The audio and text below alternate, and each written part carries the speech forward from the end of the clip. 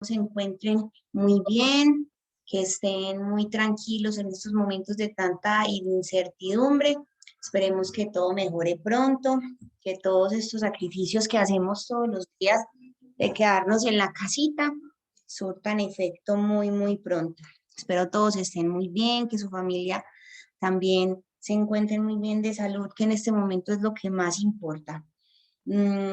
Gracias por asistir a la clase. En este momento entonces estamos básicamente finalizando el periodo. Recuerden que el periodo va hasta el 30 de abril, que la nota que se les va a tener en cuenta en este caso, y todo, eso sucede en todas las áreas, es hasta el cuarto taller.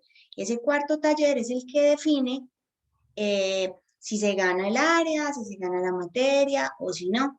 Por eso el domingo, en horas de la tarde, envié la planilla con las notas a los grupos para que cada persona la revise, para que cada persona verifique, me debo este taller, debo entregar este y este.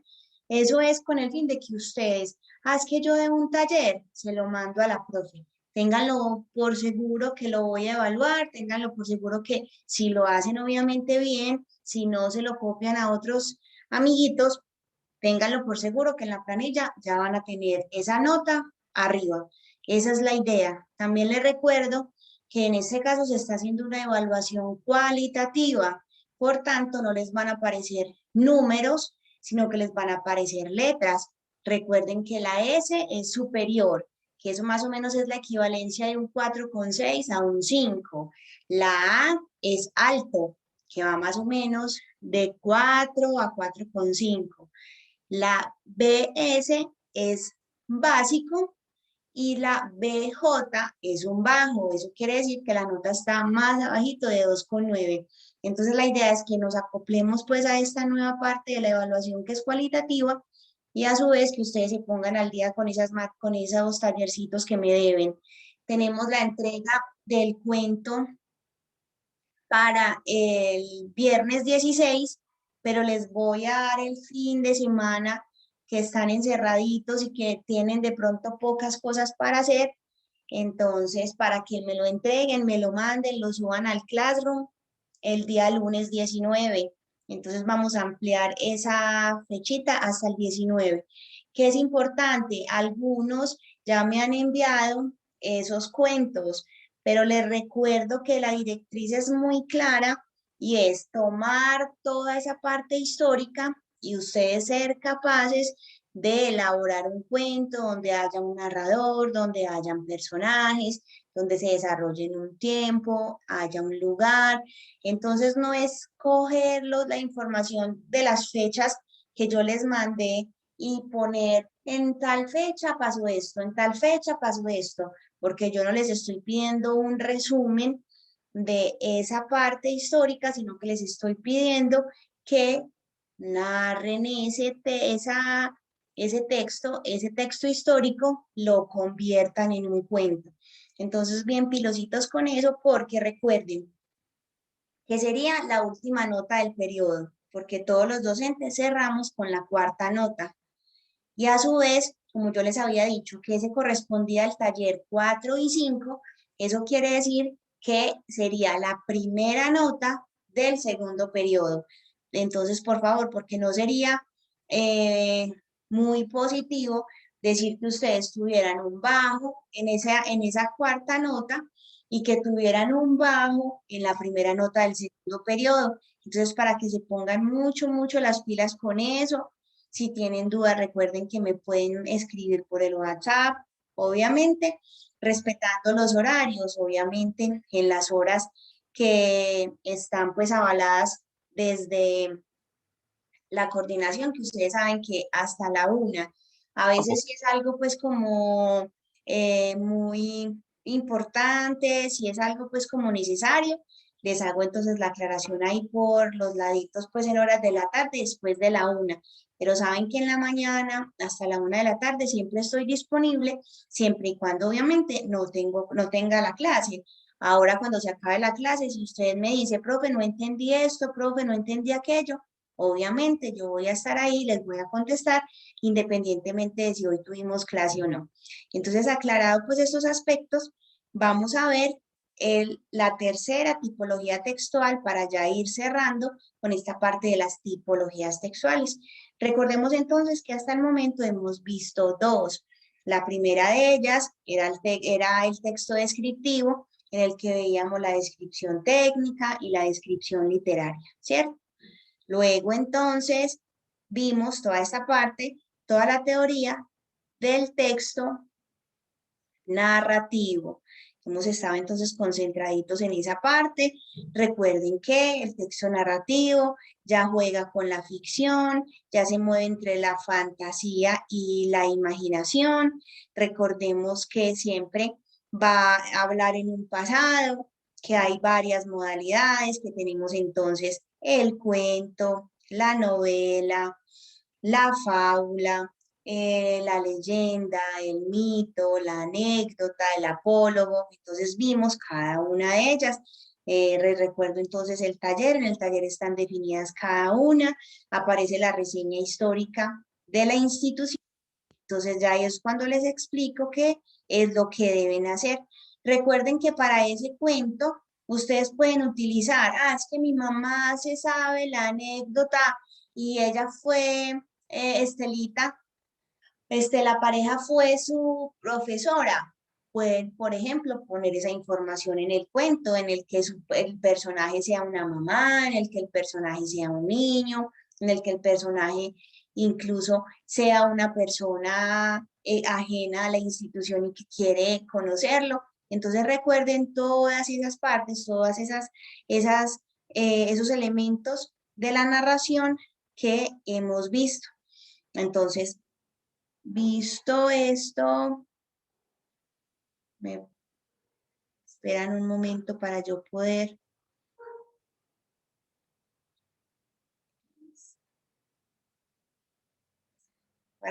compartir. Entonces, les estaba hablando entonces de toda esa parte del texto de narrativo que ya se movía en la fantasía, en la imaginación, que habían diferentes modalidades, que siempre se hablaba de un pasado. Entonces, en ese caso, hoy vamos a ver la siguiente tipología textual. La siguiente tipología textual es el texto expositivo, que es totalmente contrario a lo que hemos visto con la narración.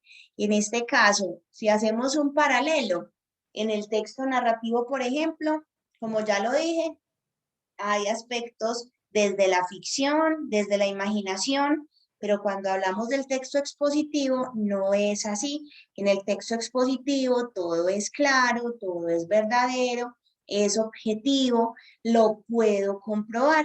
Si por ejemplo yo leo el cuento de Pinocho, yo puedo verificar exactamente que Gepetto existió, que Pinocho existió, que eso se desarrolló de esa manera, que había un hada. No, yo no puedo ir a comprobar eso porque todo eso parte de la imaginación. Pero si, por ejemplo, ustedes van y verifican y dicen, voy a averiguar en este diccionario qué es, qué es objetivo, qué es la palabra objetivo, a qué se refiere. Entonces yo me voy a un diccionario y leo. Sí, puedo comprobar, eso es real. Cuando ustedes están, por ejemplo, con la clase del profesor Gabriel Londoño, que les explica álgebra, que les explica entonces las funciones trigonométricas, ustedes van al álgebra de Baldor a ver toda esa parte de álgebra y todo lo que estás tú enseñando, Gabriel, es algo verdadero, es algo comprobado, es algo cierto. Igualmente, otra de las características es que es algo universal. Por ejemplo, si yo estoy en China y me ponen a hacer una suma, así los códigos, así el número se escriba de manera diferente, es igual a hacer una suma allá, es igual a hacer una suma acá. Por ejemplo, si dicen, ¿qué es el texto expositivo? Y estoy en Francia es igual el mismo texto expositivo al mismo texto expositivo de acá. Es decir, se maneja una universalidad. Por eso hablamos entonces de que es muy diferente al texto narrativo. Igualmente, en el texto narrativo utilizamos figuras literarias, podemos hacer repeticiones, podemos jugar con todo ese lenguaje. En el caso de los textos expositivos, tratamos de hablar con un lenguaje claro, con un lenguaje muy eh, cotidiano y estable, neutro, estándar. Porque, por ejemplo, yo no puedo decir, si yo voy a escribir un texto expositivo, yo no voy a escribir cómo hablo con mi amigo. Entonces, yo no, pues, si yo les pido que escriban un texto expositivo, yo no les voy a decir, alguien no va a escribir. No, parce, el texto expositivo es decir las cosas claras. No vamos a utilizar, por ejemplo, el término parce, porque obviamente eso no hace parte de un lenguaje estándar. Si una persona lee el texto, un francés que pueda conocer el español, lee ese texto, va a decir, uy, ¿y esa palabra qué significa? Por eso utilizamos un lenguaje muy estándar que se pueda comprender en cualquier lugar. Por eso siempre, cuando hablamos de ese texto expositivo, hablamos de algo que se llama la adecuación del lenguaje. Es muy diferente. Si yo le voy a explicar a mi mamá, por ejemplo, qué es el texto expositivo, posiblemente lo tenga que desmenuzar muchísimo, tenga que ser muy clara y tenga que ejemplificar muchísimo más, porque en mi caso mi mamá no tiene ninguna formación académica. Pero igualmente, si yo le voy a explicar a mi hijo de 6 años, que es el texto expositivo, tengo que hacerlo también a través del juego, a través del ejemplo, es decir, el texto expositivo es, por ejemplo, cuando a ti te explica la profesora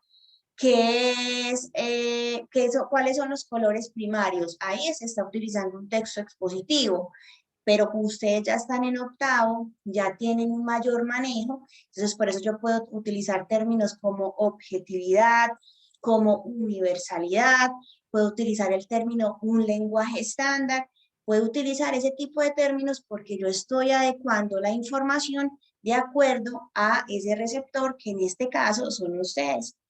Vamos a ver el video, voy a ir explicando. Si tiene, alguien que por favor cuando lo inicie me confirme si tiene un buen sonido. El aprendizaje. Sí, profe, se escucha bien. En nuestro Gracias. recorrido de hoy viajaremos para conocer el texto expositivo. Comencemos. Los textos expositivos son aquellos que se utilizan para informar con la intención de generar o ampliar el conocimiento sobre un hecho o tema en concreto. En este caso, informar, generar o ampliar el conocimiento. Eso es lo que hacemos todos los días los docentes cuando les estamos dando clase.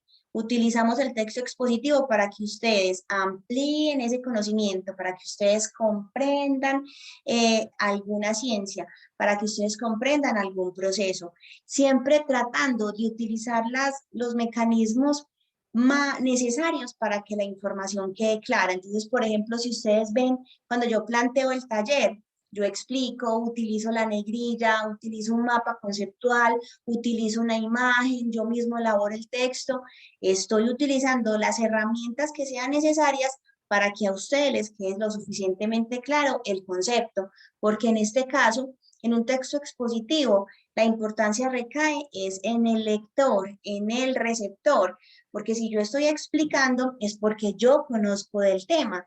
Entonces lo que hago es transmitirles esa información a ustedes para que les quede clara y para que comprendan.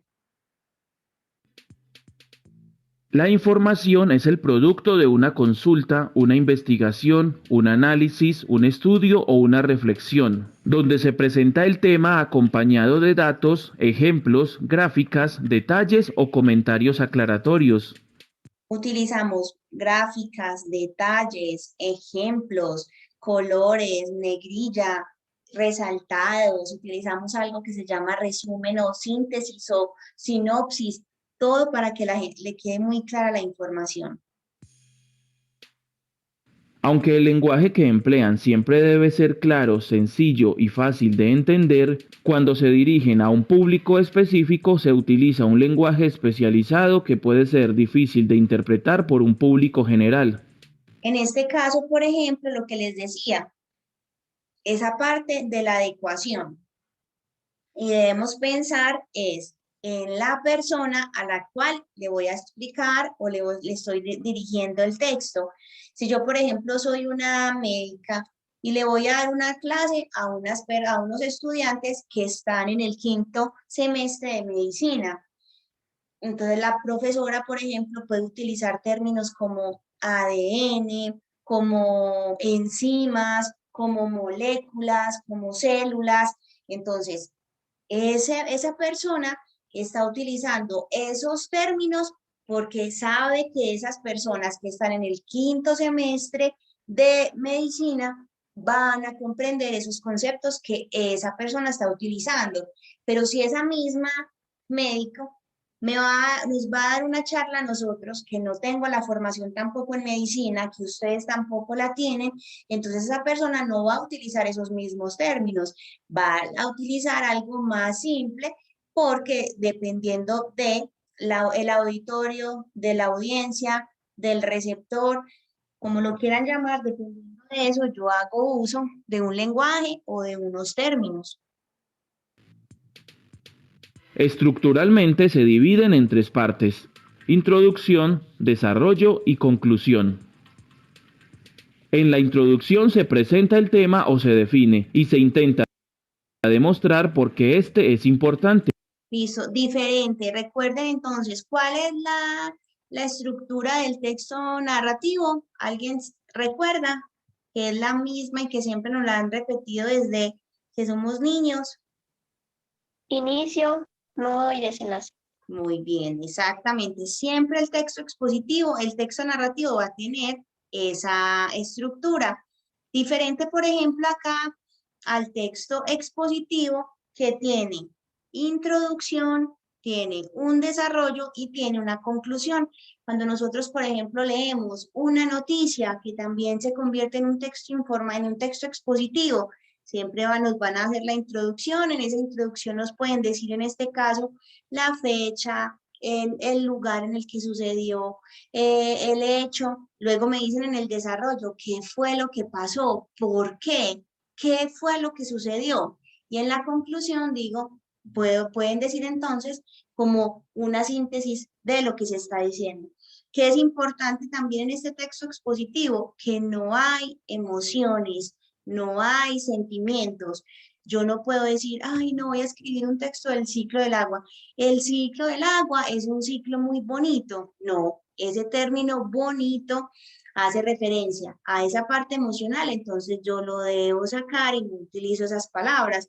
Puedo decir, el ciclo del agua es muy importante. Ahí ya estoy utilizando no esa parte emocional, sino esa parte objetiva, porque verdaderamente el ciclo del agua hace parte necesaria para la subsistencia del ser humano y de la naturaleza. Entonces vemos en este caso la importancia de que en esos textos expositivos no se utilicen sentimientos ni emociones. Conclusión. En la introducción se presenta el tema o se define y se intenta demostrar por qué este es importante. En el desarrollo se profundiza el tema presentado, empleando los datos y los detalles consultados. En este caso, en ese desarrollo, lo que les decía, la profundización, se muestran datos, detalles, gráficas, mapas conceptuales, cuadros comparativos, mapas de ideas, todo lo necesario para que esa persona comprenda el tema. Entonces, por eso es algo muy detallado. Se utilizan ejemplos, en este caso utilizamos también, por ejemplo, la anécdota, porque la anécdota también se convierte en una manera de ejemplificar algún hecho que real, algún hecho cotidiano. La conclusión sirve para resumir las ideas principales, señalar asuntos pendientes o evaluar la importancia del contenido que se presentó. Aunque en ocasiones este párrafo de conclusión se omite para permitirle al lector generar sus propias conclusiones.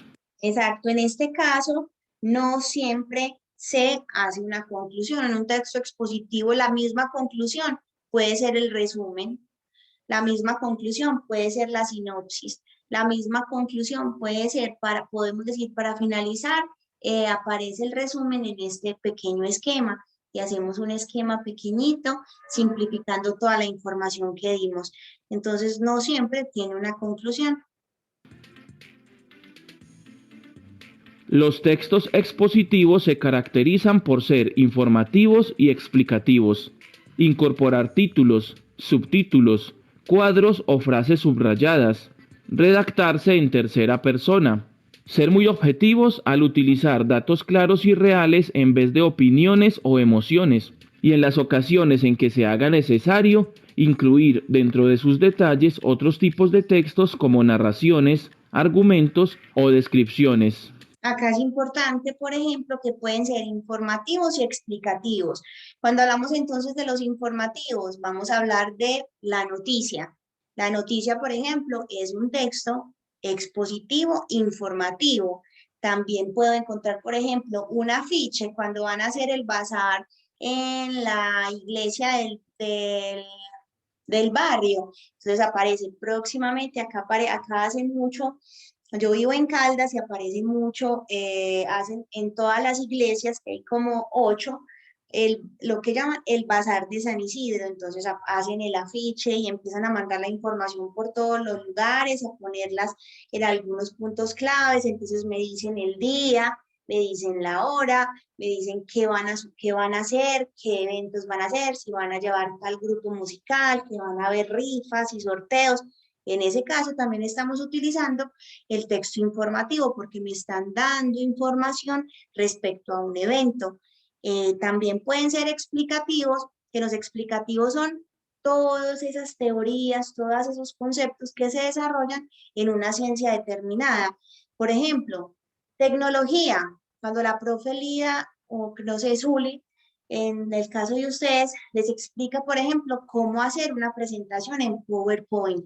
Ahí está haciendo una explicación de un concepto. Cuando yo les estoy explicando qué es el texto narrativo, cuando les explico las funciones del lenguaje, ahí estoy utilizando la explicación. Entonces también en esa explicación lo utiliza cada una de las ciencias para desarrollar un conocimiento.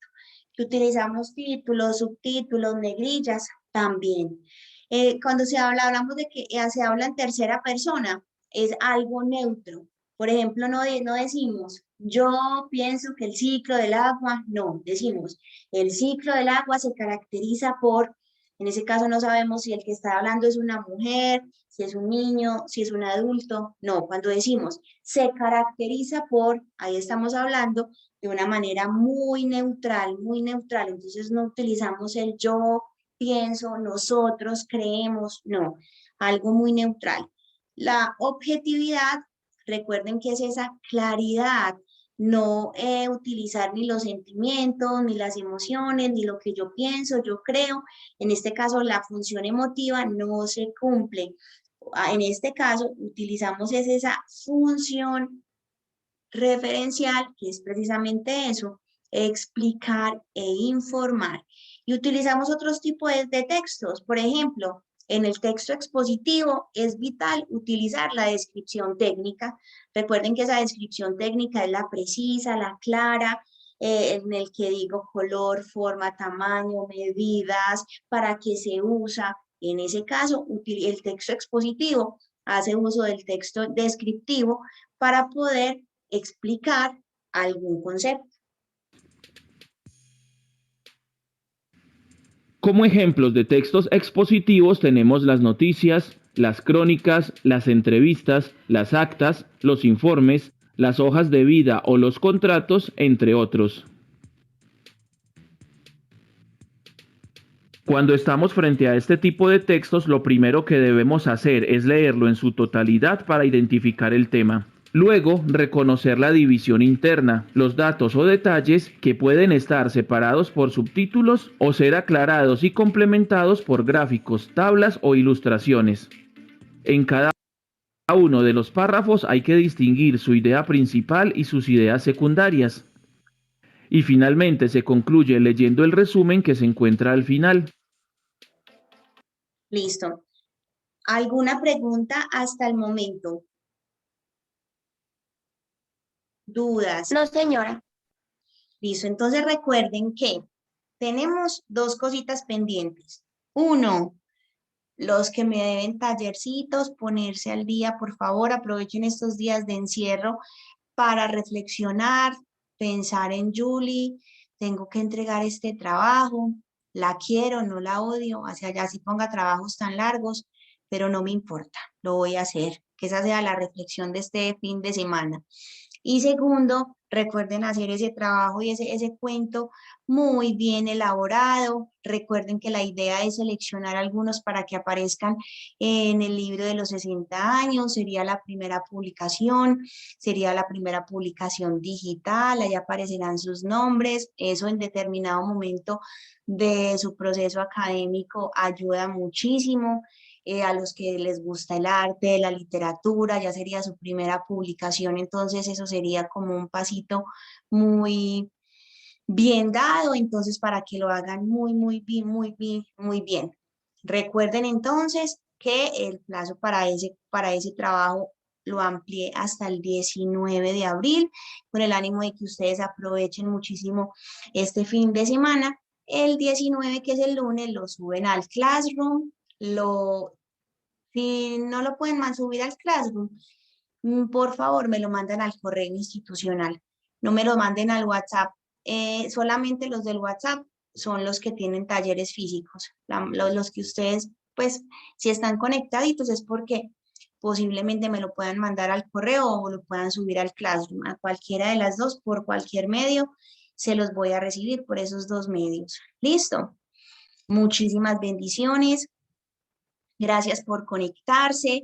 Recuerden que estoy a total disposición de ustedes, sea para algo académico, sea para algo emocional. Todos en este momento tenemos situaciones difíciles para hablar, para charlar. Profe, imagínense que ustedes no me conocen mucho, pero soy una profesora muy dada a los estudiantes. Entonces, si lo que necesiten, lo que si tienen alguna duda o si tienen algún consejo, también estoy ahí a total disposición.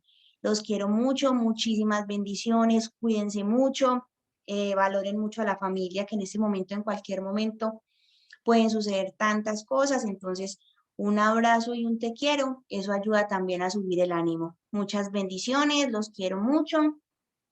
Nos vemos. Chao. No. Chao, profe. Chao, chao, profe. Chao, profe. Chao. Chao, profe. Chao.